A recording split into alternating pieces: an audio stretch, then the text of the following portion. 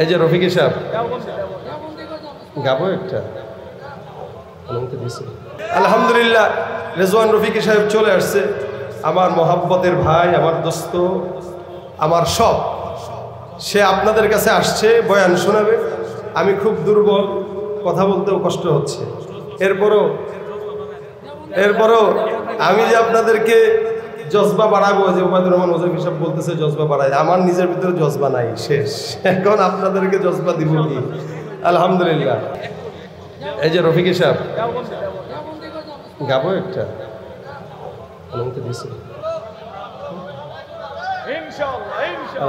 কি গাবো বলেন? গলায় জোর নাই, শরীরে ওজন নাই। এরপর যেটা গাইতে বলতেছে এটা গাইতে জোর লাগে। আমি এই দেওবন্দ কা ইসলাম কা পারচাম, এটা আমি গিয়েছি, ইউটিউবে আছে, সার্চ দিলেই পাবেন। আলহামদুলিল্লাহ। কিন্তু এটা শোনাইতে পারতেছি না। সবাই মিলে আমরা বিশ্ব নবীর অপমানে যদি না কাঁদে তোমার মন, এটা গাবো ইনশাআল্লাহ। আপনারা আমার সাথে গাবেন। আমি একটু দুর্বল বেশি হয়ে গেছি, গরম সহ্য হয় না সবারই, কারোই সহ্য হয় না, এরপরও বিশাল গরম। যাক আলহামদুলিল্লাহ, আসছি যেহেতু সবাই মিলে আওয়াজ দিয়ে আমার সাথে এক আওয়াজে বলবেন। আমাকে হোজাইফ সাহেব বারবার খোঁজ খবর নিয়ে আজকের এই প্রোগ্রাম প্রত্যেকটা, আমি তো বারবার সে আমাকে মেসেজ দিচ্ছিল, আমি কল্পনা করতেছিলাম যে একটা লোক এতগুলা বক্তা দিছে, সবার সাথে কিন্তু সে যোগাযোগ করতেছে, কেমনে সম্ভব? আলহামদুলিল্লাহ। আল্লাহুম্মা জিদ ফাজিদ, আল্লাহ তাকে আরো বরকত দান করুন। বিশ্ব নবীর অপমানে যদি না কাঁদে তোমার মন, মুসলিম নয় মুনাফিক, তুমি নবীজির দুশমন। নবীর প্রেমে জীবন দেবে কে আছো নওজোয়ান, তকবীর তুলে সিংহ শাবক হও তুমি আগুয়ান। রাজি আছেন ইনশাআল্লাহ? ইমানের গোল জবানে আল কুরআন, ভয় কাঁপে কাপুরুষ সব আর নরাধম শয়তান। জীবনের চেয়ে বুকে আছে বেশি নবীজির সম্মান, কেমনে তুমি থাকবে বসে হলে তার অপমান। তুমি সাচ্চা মুসলমান, ইমান তোমার ধন, নবীর প্রেমে জাগ্রত তুমি নির্ভীক পালোয়ান। তুমি সাচ্চা মুসলমান, আওয়াজ দিয়া, নবীর প্রেমে জাগ্রত তুমি নির্ভীক পালোয়ান। নিষ্ঠ উদার দয়ার আধার রহমাতুল লিল আলামিন, তার অপমান করেছে যারা দুষ্ট ইতর শালীন। তার পরশের ছোঁয়া পেল ইউরোপ থেকে সুদূর চীন, তার শানে কেউ বললে কথা মানবে না তা এই জমি। কেউ কখনো কোথাও যদি সাহস দেখায় ফের এমন, মুসলিম জাতি সংঘ গড়ে জবাব দিবে বীর মুমিন। ঘেরাও করো ওদের গদি, ভুলের ক্ষমা না চায় যদি, জোরে হাকো আজান, জোরে হাকো আজান। সাচ্চা মুসলমান, ইমান তোমার ধন, নবীর প্রেমে জাগ্রত তুমি নির্ভীক পালোয়ান। তুমি সাচ্চা মুসলমান, ইমান তোমার ধন, নবীর প্রেমে জাগ্রত তুমি নির্ভীক পালোয়ান। লিল্লাহে তাকবীর, নারায়ে তাকবীর। নাস্তিকতা নিপাত যাক, দিন ইসলাম জিন্দাবাদ। নাস্তিকতা নিপাত যাক, দিন ইসলাম জিন্দাবাদ। কোটি প্রাণে একই আওয়াজ, খোদাদ্রোহী ছাড় পাবে না, এই বাংলা ঠাই হবে না, মুসলমানরা জেগেছে আজ। জোর কদমে সামনে চলো, বজ্র কণ্ঠে আওয়াজ তুলো, সবাই মিলে একই তালে দাও না স্লোগান। নারায়ে তাকবীর, নারায়ে তাকবীর। দিন ইসলাম, দিন ইসলাম জিন্দাবাদ, জিন্দাবাদ। ইসলামেরই জন্য দেশের হয়েছে জন্ম, ইসলামের বিরুদ্ধে গেলে দেশ হবে ভিন্ন। ইসলামেরই জন্য দেশের হয়েছে জন্ম, ইসলামের বিরুদ্ধে গেলে দেশ হবে ভিন্ন। ইসলামের বিরুদ্ধে যারা নিয়েছ অবস্থান, এই বাংলাটাই হবে না, যাও ভিন্ন স্থান। জোর কদমে সামনে চলো, বজ্র কণ্ঠে আওয়াজ তোলো, সবাই মিলে একই তালে দাও না স্লোগান।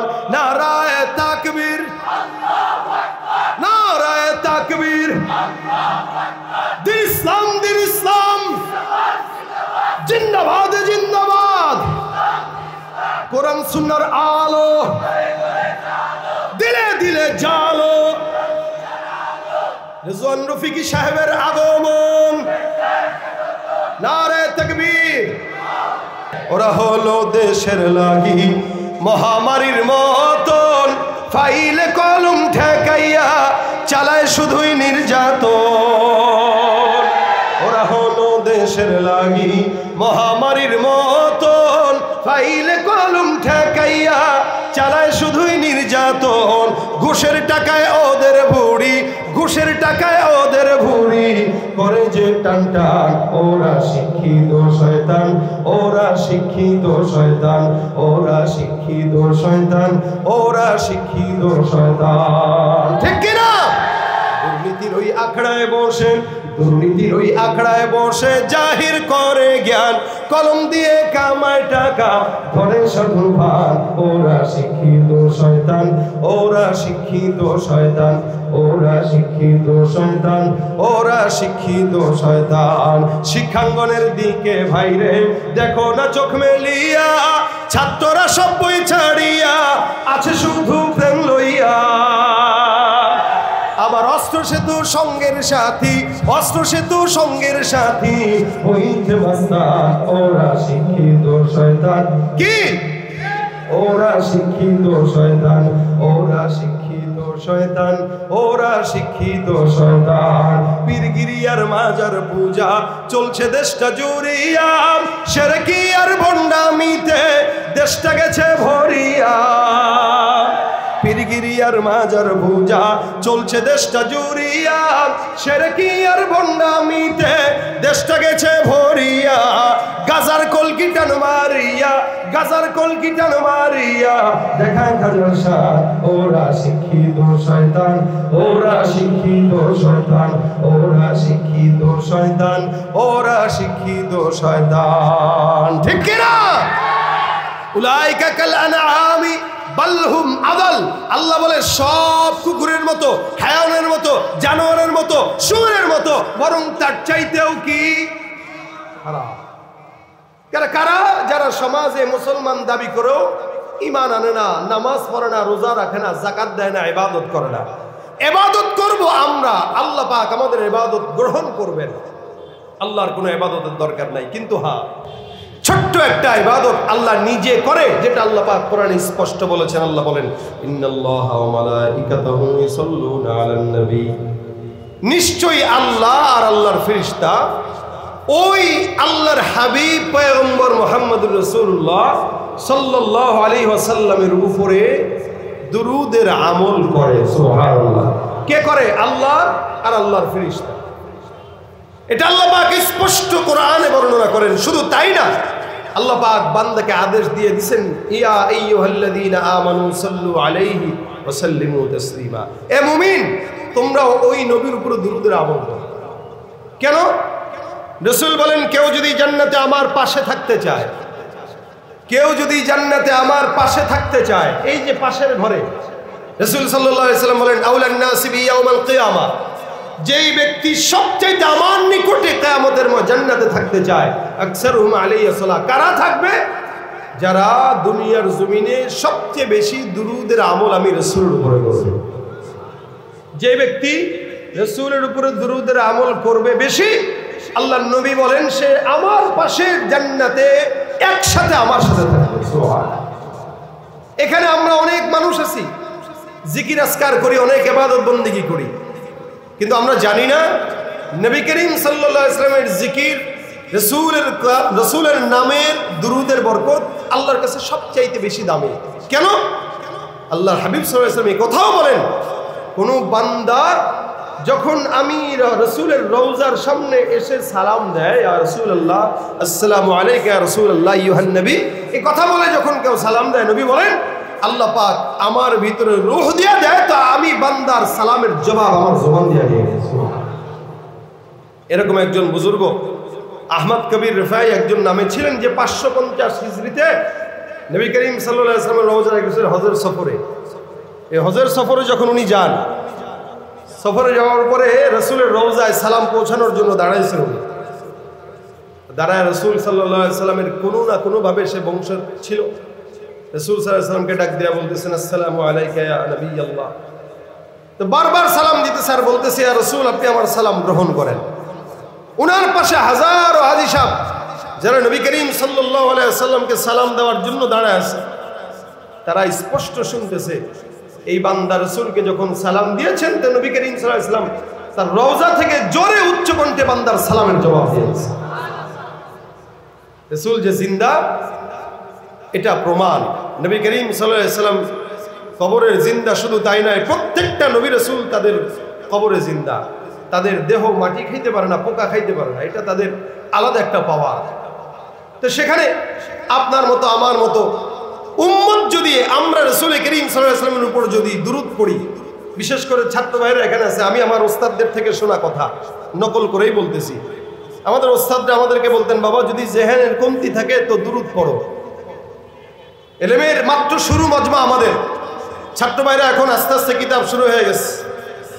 আজকেও আমি আমার ছাত্রদেরকে সর্বেকার ঘন্টায় এটা বলেছি যে ভাই তোমরা যারা এখানে আছো অনেকের, আমাদের তো এখন জেহেন খুব ইনকিশাফ হয়ে যায়, খালি চতুর্দিকে মুন্তাশির, খালি একবার এদিকে একবার এদিকে একবার এদিকে, আমাদের জেহেনের ভিতরে এলেম ঢুকে কম। আর এলেম আমার একটা কৃপণ, আল ইলমু লা ইউতিকা বাদাহু হাত্তা তুতিয়াহু কুল্লাক, এটা এমন কৃপণ যতক্ষণ তাকে পরিপূর্ণ না দিবে ততক্ষণ আপনাকে সে একটু দিবে না।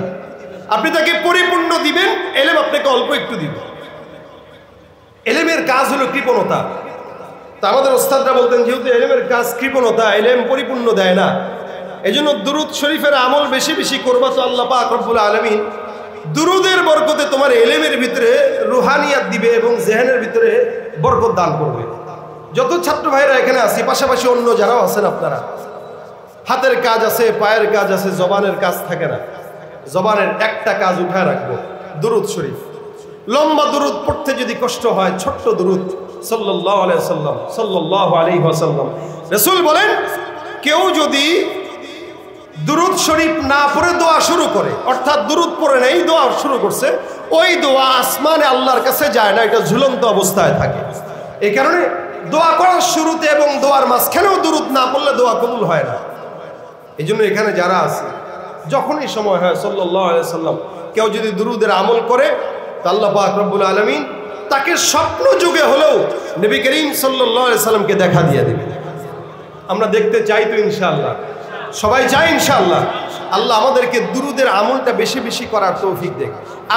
আমি আমার এই জীবনের ছোট্ট তাজরিবায় বলি, যত বড় বিপদে আমি পড়েছি আলহামদুলিল্লাহ আলহামদুলিল্লাহ রাসূল করিম সাল্লাল্লাহু আলাইহি ওয়াসাল্লামের দুরুদের বরকতে আল্লাহ আমাকে অসংখ্য বড় বড় বিপদ আল্লাহ আমার জন্য সহজ করেছে। এটা আমার কোনো কারিশমা না, এটা রাসূলের দুরুদের নামের কারিশমা। এজন্য আপনি যদি পড়েন আল্লাহ পাক আপনাকেও বিপদ থেকে হেফাজত করবে ইনশাআল্লাহ। আলহামদুলিল্লাহ আজকের মাহফিল এটা কিন্তু আমাদের বয়ানের মাহফিল না, আলোচনা করার জন্য না। আমার মহব্বতের ভাই, আমার বন্ধুবর, আমার কলিজার টুকরা রেজওয়ান রফিকি সাহেব চলে আসছে। আলহামদুলিল্লাহ বলেন না কেন?